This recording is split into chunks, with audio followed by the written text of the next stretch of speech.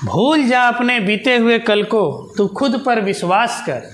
भूल जा अपने बीते हुए कल को, तू खुद पर विश्वास कर। तेरा आने वाला कल खुद ब खुद बदलेगा। बस मेहनत कर अपने आज पर, बस मेहनत कर अपने आज पर।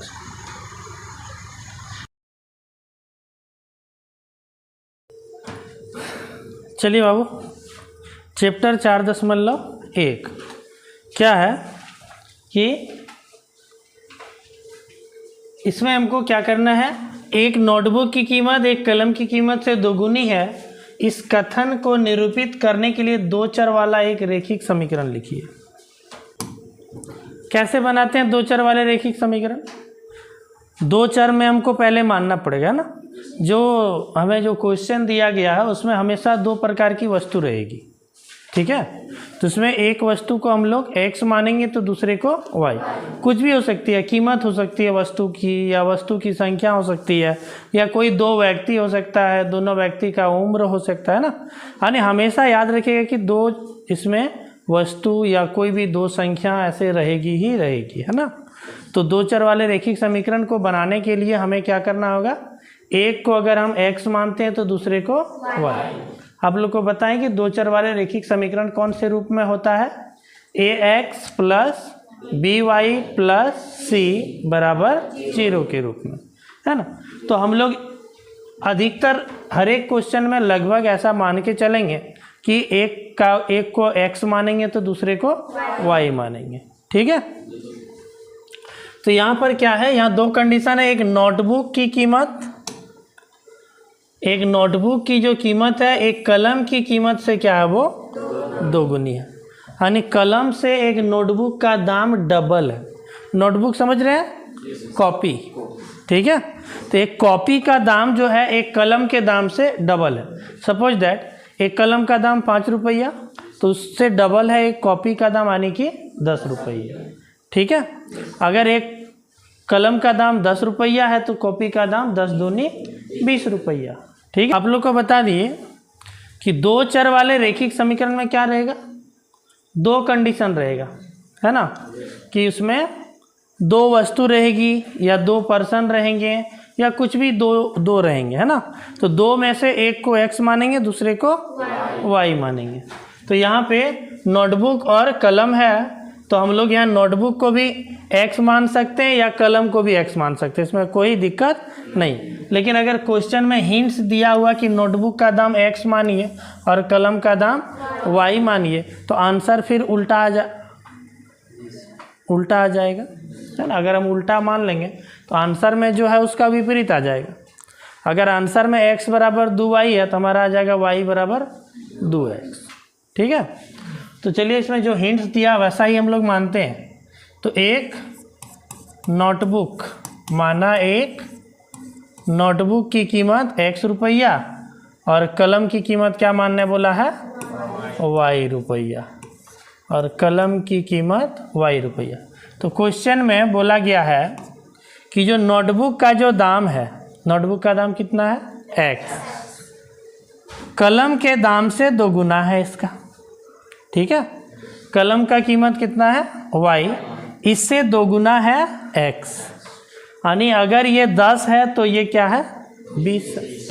अगर ये कलम का कीमत 10 है तो नोटबुक का कीमत, अगर ये कलम का कीमत 8 रुपये है तो नोटबुक की कीमत।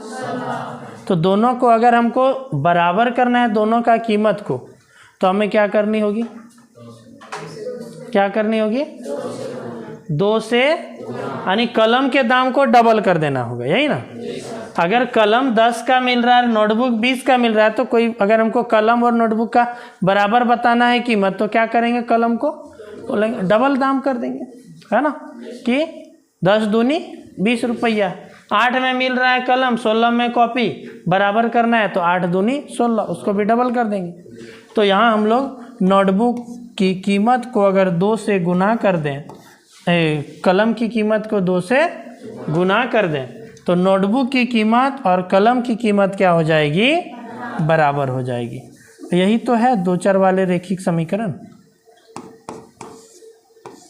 x बराबर कितना हो गया 2 गुने y तो 2y।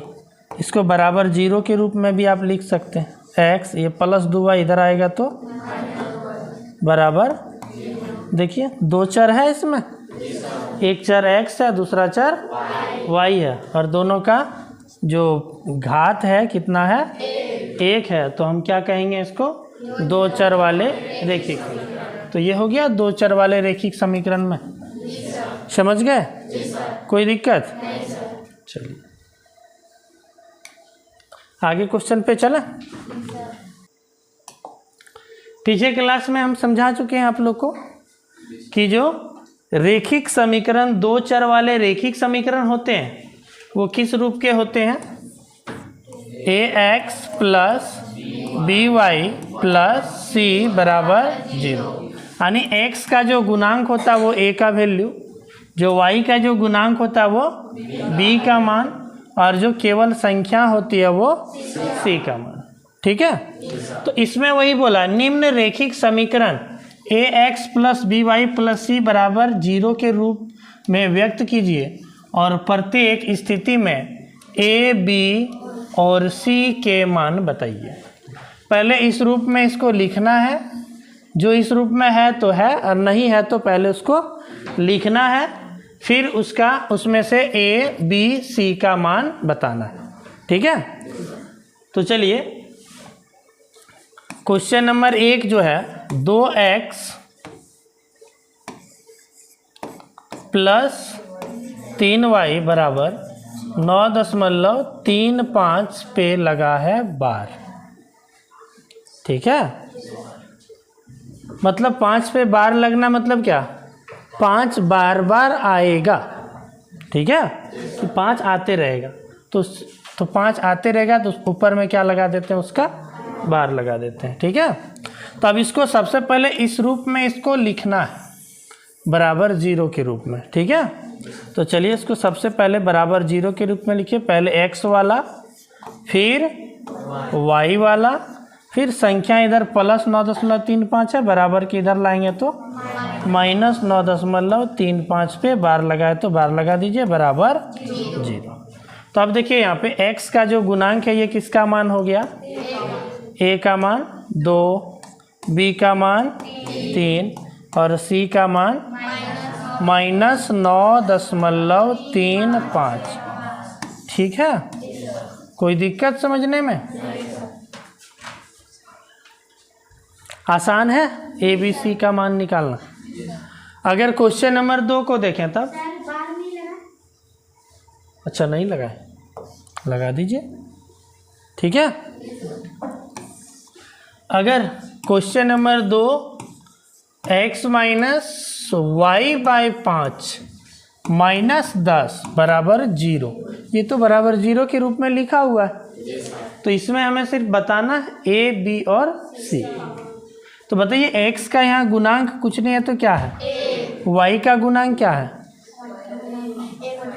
ऊपर में कुछ नहीं है तो क्या है, 1 है, 1/5 y का गुणांक हो गया और ये माइनस 10 हो गया c का मान। ठीक है, अब कैसे हुआ तो समझिए, ये 1x माइनस, इसको लिख सकते हैं 1/5 गुने y, लिख सकते हैं।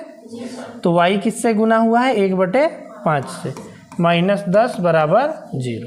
तो यहाँ a का मान 1, b का मान माइनस 1/5 और c का मान माइनस। कोई दिक्कत?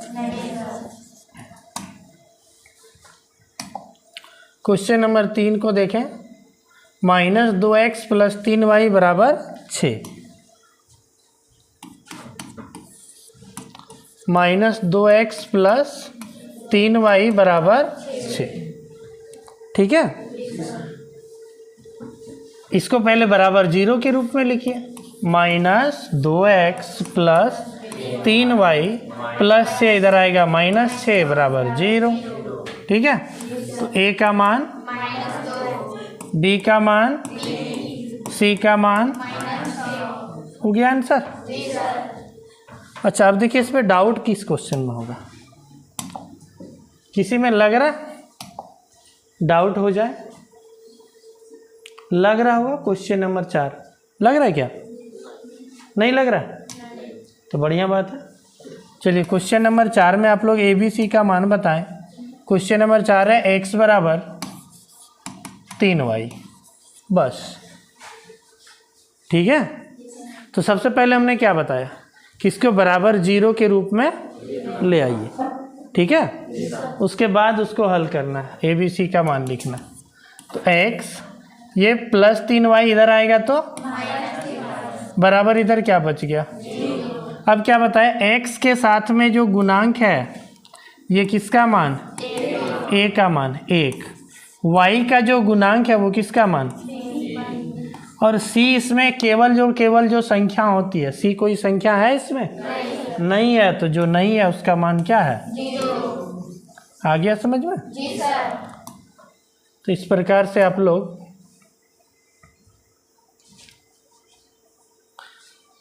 इसमें बता दो। क्वेश्चन नंबर 7 में y माइनस 2 बराबर 0, y माइनस 2 बराबर 0, y माइनस 2 बराबर 0। क्वेश्चन है y माइनस 2 बराबर 0, बराबर 0 के रूप में है ना। हमने क्या बताया, y का यहाँ कुछ गुणांक नहीं है तो क्या है, a का जो मान होता है वो किसका मान, कौन सा मान होता है, a, हाँ b, a का मान किसको कहते हैं, x के गुणांक को। तो इसमें x है नहीं है, इसमें x नहीं है, इसमें x नहीं है तो हम ऐसे मान सकते हैं 0x, ऐसे लगा सकते हैं। ठीक है, 0x लगा दिया। अब x है ना, है ना, तो यहाँ बताइए a का मान क्या हो गया, b का मान क्या हो गया, और c का मान क्या हो गया। समझ गए? कोई दिक्कत होगी बनाने में? चैप्टर 4.1 क्लियर हो गया? चलो फटाफट से नोट करो।